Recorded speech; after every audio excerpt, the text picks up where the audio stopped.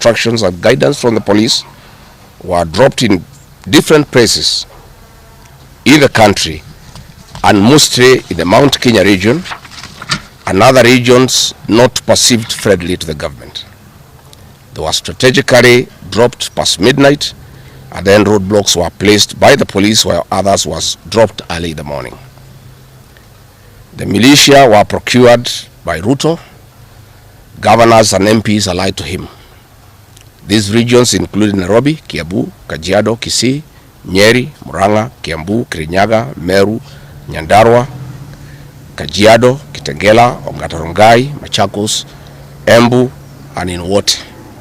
They had clear instructions to loot and destroy specific properties under police supervision. A killer squad of 101 that works under the Director General of the National Intelligence Service, Nuruddin Haji, was armed with assault rifles and drove in a convoy of unmarked Subarus, shooting and killing innocent protesters aimlessly in the streets and estates. This squad in Subarus, hooded and masked against court orders, are disguising themselves as DCI's officers, yet we know they are not. In fact, I would like to clarify that the National Intelligence Service has procured Subarus to give an impression that this killer gang is from the DCI. The truth of the matter is that this has nothing to do with the DCI. This is the National Intelligence Service, and this squad of 101 people was formed when I was still in government. Officers were recruited from the Administration Police Unit for special training by NIS on abductions, killings, and cover-up. And this is a squad that is killing the people of Kenya. The killings and the business destruction pattern point to William Ruto's ethnic profiling narrative, which he is a master with no rival. With a close coordination of PS Interior Raymond Omolo, this narrative was boosted online by state bloggers to spin the narrative. The Cabinet Secretary Kipchumba Murkomen's public to shoot to kill order, coupled with assurances to police officers that the government will not cooperate with the investigators in police conduct, has emboldened security forces. Police officers are now on record threatening citizens who are in their homes, boasting of their license to kill, acting with a confidence that can only come from the highest echelons of power. Mr. Murkomen's admission that these are not just instructions from him but orders from above removes any ambiguity about where responsibility lies. It will be recalled that in the run-up to the 2007 general election and its aftermath, the narrative of 41 against 1 was a masterpiece of William Ruto. The target was profiling Kikuyus against the rest of the country. To a large extent, he succeeded, and every Kenyan knows what happened, and it is also fresh in his mind of the ICC ordeal still hanging on the neck of William Ruto today. We remind William Ruto that his ICC cases are not yet over. They have been paused after witnesses disappeared, and what he is pretending over are crimes under the Rome Statute. It is clear history is repeating itself, and the architect William Ruto is back on the deck. He is hell-bent to finish his unfinished business with the people of Mount Kenya, destroy their businesses and make them black sheep of Kenya. Despite this horrible experience, the people of Mount Kenya voted William Ruto to a man in 2022 general elections against the advice of President Uhuru Kenyatta, whom Mr. Ruto had branded as a drunkard and a useless leader. Today, the people of Kenya, and especially the Mount Kenya region, feel sorry that they did not heed to the advice of Uhuru Kenyatta. These state-sponsored militia were key in torching of various parts of the country with ease of police assistance to prefer terrorism charges on specific people from Mount Kenya region. So far, about 50 young people are in courts in trumped-up charges of terrorism in scenarios of state-managed crimes by the state. Again, this is a clear onslaught on the Kikuyu nation. A case in point, when a police station in Mawego in Homa Bay County was torched, the suspects for that particular crime have been charged with arson. But when a police station is alleged to have been torched in Kiambu, suspects from the Kikuyu nation are charged with terrorism charges. This is serious ethnic profiling. Last night in Juja and Kirinyaga, this state-sponsored militia invaded various businesses. Luckily in Kirinyaga, after Wananchi went to Sagada police station and they refused to act, saying they had orders from above not to interfere, the people organized themselves and repulsed the militia. Mr. Ruto's ethnic profiling has led to the destruction of the foreign properties belonging to the people of Mount Kenya. Maguna supermarkets in Meru, Kahawa West and Muranga. Nice supermarkets, hotel and petrol station, and nice city in Mwea in Kirinyaga. County supermarkets in Kabati and Kirinyaga. Power Star supermarkets, Quickmart supermarkets in Eastern Bypass, Shell and Total Mini markets in Ruto, Chill Post Hotel in Gong, Boju Shop in Keserian, Homegrown Supermarket among others, and the Family Bank in Kahawa and Ruto. Notably, in Meru, these state-sponsored militia tried to attack Meru Dairy Processing Plant and were repulsed by workers. In Nyeri, they further tried to attack Wakulima Dairy in Mukurweini, and the attack failed. We urge our businesses to heighten security surveillance on their business premises and production lines, especially the KTDA, coffee factories, milk processing factories, among others. We take note that in Meru, on Sunday the 6th of July, at an event attended by CS Kipchumba Murkomen, the MP for Bori, Mugambire Dikire, indicated that a supermarket would be attacked the following day. As sure as December 25 is Christmas, and true to his word, Maguna supermarket was touched by the state-sponsored militia, which the MP was private to. Why hasn't Mugambire Dikire been arrested? How did he know that a supermarket would be attacked? This is selective justice. The evidence that these militias are state-sponsored is plain for all to see. Videos circulating widely show police officers not merely failing to intervene, but actively transporting armed groups who proceed to unleash destruction with apparent impunity. Uniformed officers have been seen standing guard as these groups rampage. They are in action and a stark contrast to strong statements being made by government. In Nyeri, journalists were attacked by these militias in the presence of the police. It is well documented. This is a clear indicator that Ruto is working with governors and MPs allied to him to destroy businesses owned by the Kikuyu, the Meru and the Embu, and blame it on people who don't support his administration. This is a tactic that was used by the colonialists with the collaborators who searched earth policy and touched buildings and businesses and blamed it on the Mau Mau. This divide and rule tactic will not work, Mr. Ruto. We know that in Meru, they want to use this mayhem to blame Mithika Linturi. In Embu, they have already blamed Mkonji Gitonga. In Kitengela and Gong, they want to target Senator Seki and MP Onesmus Ngogoyo. In Nyeri, they are trying to haunt Honorable Kagusha. And in Kirinyaga, they are targeting Senator Murango. We want to remind President Ruto that it is not the Kikuyus who want him out of office. It is the entire people of Kenya. Kenyans are suffering equally across the country. That is why Kenyans have said, if you, Mr. William Ruto, believe that it is the Kikuyus who want you out, then all Kenyans are Kikuyus. I want to thank the people of Kenya for standing out against this tribal profiling of the Kikuyu. The people of Kenya yesterday did wonderful by saying that the Kikuyus should not be profiled. This morning, I've seen Ruto quivering and wailing in uncontrollable anger. Mr. Ruto, excessive anger is not a solution. I want, with a lot of humility, to advise you to stop being angry. That will not help. You need to know what you need to do because you have not been listening to the people of Kenya. The people of Kenya are more angry than you are. They are angry because you have overtaxed them. There is wanton corruption. There is abductions and extrajudicial killings. There is ethnic profiling and other ills that bedevil your administration. If you want to be calm, please abolish the housing levy and give dignity to the payslip.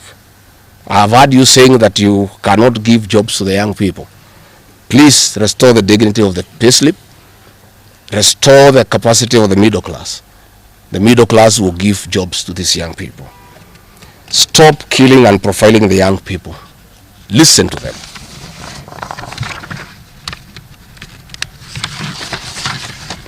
Stop abductions and extrajudicial killings. Abolish, disband the killer squad of 101 officers at Nuruddin Haji.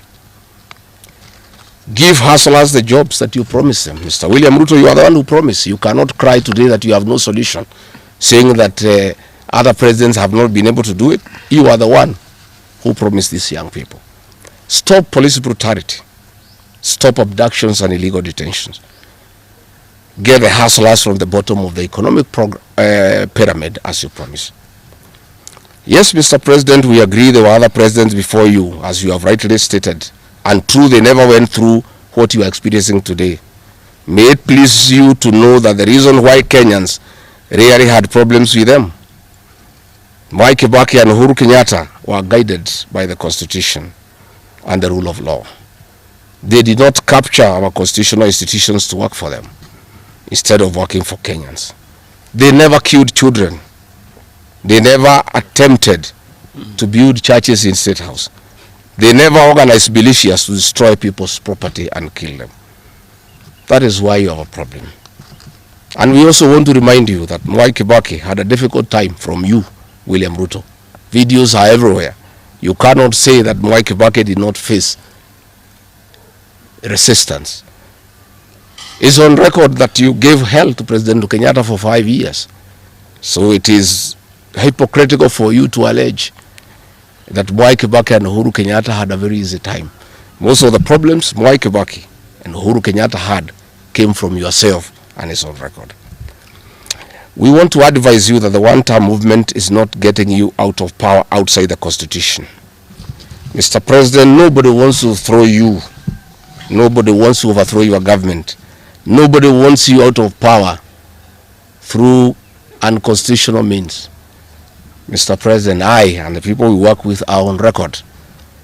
We want you to remove you from State House through the ballot in 2027. This narrative you are creating that there is an attempt to overthrow your government is for you to have the opportunity to use the Terrorism Act to profile communities and to persecute leaders who are opposed to your administration. Please relax. We want you to serve your one term. Nobody wants you out of government, and constitutionally, nobody has any plan to overthrow your administration, Mr. President. We want to face you on the ballot in August 2027. So just relax and stop crying wolf that anybody wants you out of office unconstitutionally. There is no leader here who is planning a coup, and none has the capacity. And nobody is interested.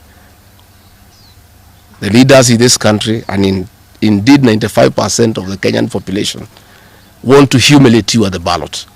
They will relish that moment. None of them would want you to go out through any other method, unless, of course, you decided to resign on your own volition. So please stop creating this narrative. This narrative is to enable you to use anti-terrorism law to persecute leaders and to persecute the Kikuyu community. If you speak out online, Mr. President, you want to use the Terrorism Act to harass people. If you dare challenge your administration, you want to use the Terrorism Act to deal with people who are opposed to your administration. My fellow Kenyans, let us not be deceived. William Ruto has stripped away even the pretense of democracy. What we are witnessing is not the rule of law, but the rule of fear. This is not the behavior of a government that serves its people. This is the machinery of outright dictatorship. Finally, I want to announce to the people of Kenya that tonight I will be traveling to the United States of America to talk to the Kenyans in diaspora and the international community about the state of the nation. I would have wanted to stay in the country at this very difficult time when our people are under siege, but I have engagements that I'm not able to postpone. I've been threatened by people close to William Ruto, who called some of my people today, that they will want to stop me from leaving the country. I have no problem. If you want to come and arrest me at the airport, as you are threatening us, you can go ahead. I don't have a problem. You cannot sell fear to us. You know, even if you sold us fear, we cannot buy. You know, and therefore, as I'm out of the country, unless I'm stopped from going, and if I'm stopped from going, I'm still okay. I'll be here because this is my country. We have made sufficient arrangements with other leaders in the united opposition to create a pool of lawyers to come in through for our young people who are being persecuted on trumped-up charges of terrorism. And I want to explain. I have heard the president saying that people have attacked police stations and the law courts. It was all stage managed by the MP for Kikuyu. How do you explain that people can walk into a police station and they are not armed and take over the police station from armed police officers? How do you go to the courts that are guarded by armed police officers and touch them? All these attacks of vital installations were stage managed by William Ruto through Kimani Ichung'wa to create the opportunity to prefer charges against people using the Anti-Terrorism Act. That is the reality. So nobody has attacked any police station. They were all stage managed by government. And what is happening is history is repeating itself. This is exactly what Moi did in the 80s against the Kikuyu community. After the abortive 1982 coup, he used sedition laws and the clandestine Kenya movement to profile the community and hold people into court, and they'll be taken by Bernard Chunga after 5 p.m. This is history repeating itself. I want to ask our people to be calm, to be cautious, and to be strong. I want to appeal to our young people, the Gen Zs. Looking at the scenario of what is happening and what William Ruto has planned, I want to ask my children, my sons and daughters, to consider applying the next onslaught against the President William Ruto by getting IDs and registering as voters so that they can deal with William Ruto on the ballot. Because I fear for them. Anytime they go out to the streets, they are killed like chicken. I would like to preserve to us these children. We would like to live with them. We would like to see them grow. And when we look at the desperation of William Ruto and the brutal force he is using against these children and the use of state militias to attack them, I would like to plead with them to consider, to join us, we in the opposition, by registering as voters. And in 2027, we'll be able to get rid of President William Ruto.